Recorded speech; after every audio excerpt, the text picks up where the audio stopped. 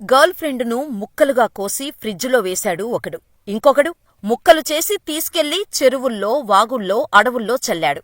మరొకడేమో నీటిగా సూట్కేసులో సర్దేశాడు. కాని వీటన్నిటికీ మించిన స్టోరీ ఇది. అది కూడా ఎక్కడో కాదు, మన హైదరాబాదులోనే.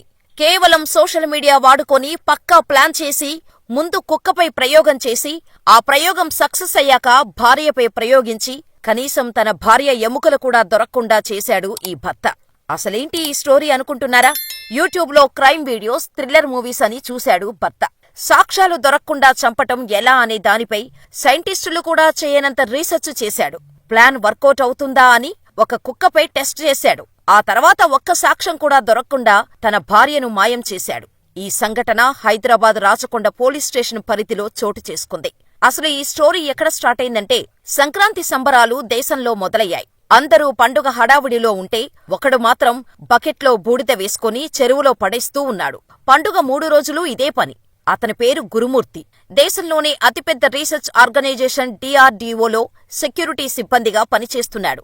2017లో అతనికి మెదక్ జిల్లాకు చెందిన వెంకట మాధవితో పెళ్లైంది. గురుమూర్తి ప్రకాశం జిల్లాకు చెందినవాడు. అతను ఆంధ్ర, ఆమె తెలంగాణ. వీళ్ళిద్దరూ కలిసి రంగారెడ్డి జిల్లాలో కాపురం పెట్టారు. వీళ్ళిద్దరి కాపురం సవ్యంగా సాగుతూ ఉంది. వీళ్లకు 2 పిల్లలు కూడా పుట్టారు. సాధారణంగా మొగుడు పెళ్లాలు అన్నాక పోట్లాడుకోకుండా ఉండరు. ఇది అందరి జీవితంలో జరిగేదే. గురుమూర్తి, మాధవి కూడా తరచుగా గొడవపడుతూ ఉండేవారు. కాని మళ్లీ సర్దుకుపోయి తమ పిల్లలతో కలిసి సాఫీగా సంసారం చేసుకుంటూ ఉన్నదాంట్లో ఆనందంగా బతికేస్తూ ఉన్నారు. ఈ ఏటా సంక్రాంతి వచ్చింది. అందరిలాగే గురుమూర్తి, మాధవీల పిల్లలు కూడా అమ్మమ్మ వాళ్ల ఇంటికి వెళ్లారు. సంక్రాంతి సెలవులు అయిపోతున్నాయి కాబట్టి పిల్లలను ఇంటికి తీసుకురండి అని మాధవి గురుమూర్తికి చెప్పింది. తనకి చాలా పనులు ఉన్నాయని, కావాలంటే నువ్వే వెళ్లి పిల్లల్ని ఇంటికి తీసుకురమ్మని గురుమూర్తి చెప్పాడు. చేసేది కలెక్టర్ ఉద్యోగమా? ఆఫ్టరాల్ ఒక సెక్యూరిటీ గార్డు పని. ఆ మాత్రం దానికి బిజీ అని ఫోజులు కొట్టడమెందుకు అని మాధవి చిరాకు పడింది. ఆ ఒక్క మాటతో గురుమూర్తి ఈగో హర్టైంది. పక్కనే ఉన్న ఒక పెద్ద రోలు బండ తీసుకొని ఆమె తలమీద 2 సార్లు బలంగా కొట్టాడు. దాంతో ఆమె స్పృహ తప్పి పడిపోయింది. గురుమూర్తికి దిమ్మ తిరిగిపోయింది. ఏం చెయ్యాలో ఓ క్షణంపాటు అర్థం కాలేదు. ఆమె ముక్కు దగ్గర వేలు పెట్టి చూశాడు. శ్వాస ఆడటం లేదు. ఆమె అపస్మారక స్థితిలోకి వెళ్లిపోయిందో లేక చనిపోయిందో అతనికి అర్థం కావటం లేదు. టెన్షన్తో బుర్ర పనిచేయక ఆ టైంలో ఏం చెయ్యాలో అతనికి పాలుపోక కాసేపు తలపట్టుకొని ఆ శవం ముందే కూర్చున్నాడు.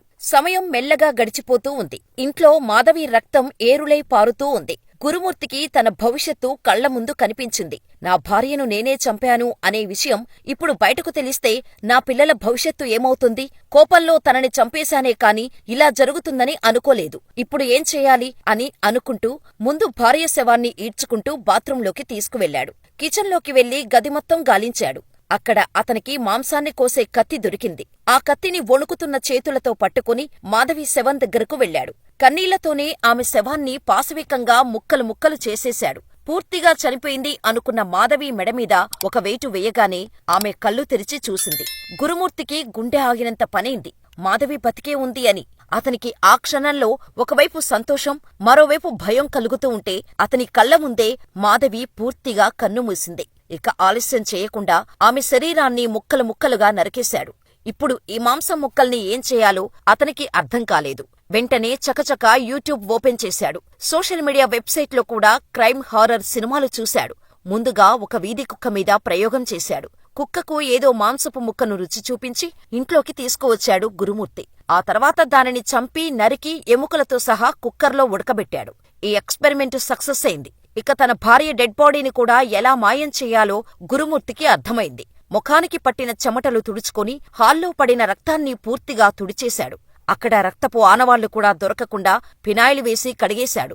మాధవి మాంసాన్ని వంటగదిలోకి వెళ్లి కుక్కర్లో వేసి ఉడికించాడు గురుమూర్తి. ఉడికిన ముక్కలు బయటపడేస్తే ఏదైనా కుక్క పీక్కొని తిన్నట్టయితే తన బండారం బయటపడుతుంది. ఇంత మాంసం రోడ్డున ఎవరు పడేశారు అని ఎవరికైనా అనుమానం కలుగుతుంది. అందుకనే గురుమూర్తి బుర్ర పాదరసంలా పనిచేసింది. ఏ రోకలి బండతో అయితే వెంకట మాధవిని చంపేశాడో అదే రోకలి బండతో ఉడికించిన ఆమె మాంసాన్ని రోట్లో వేసి మెత్తని పేస్టుగా దంచేశాడు. ఆ దంచిన పేస్టుని మేడమీదకు తీసుకువెళ్లి ఎండకు ఆరబెట్టాడు.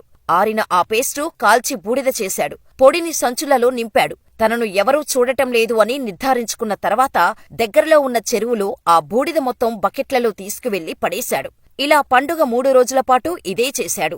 ఎవరికీ అనుమానం రాలేదు. కాని నేరం చేసిన వాడికే తనను ఎవరైనా అనుమానిస్తారేమోనని భయం ఉంటుంది కదా. అందుకనే తన భార్య కనిపించటం లేదు అని పోలీస్ కంప్లైంట్ ఇచ్చాడు. ఇక్కడే గురుమూర్తి అడ్డంగా దొరికిపోయాడు. ఈ నెల 18న మాధవి తల్లి సుబ్బమ్మకు కాల్ చేసి, అత్తమ్మా, మా ఇద్దరి మధ్య చిన్న గొడవ జరిగింది.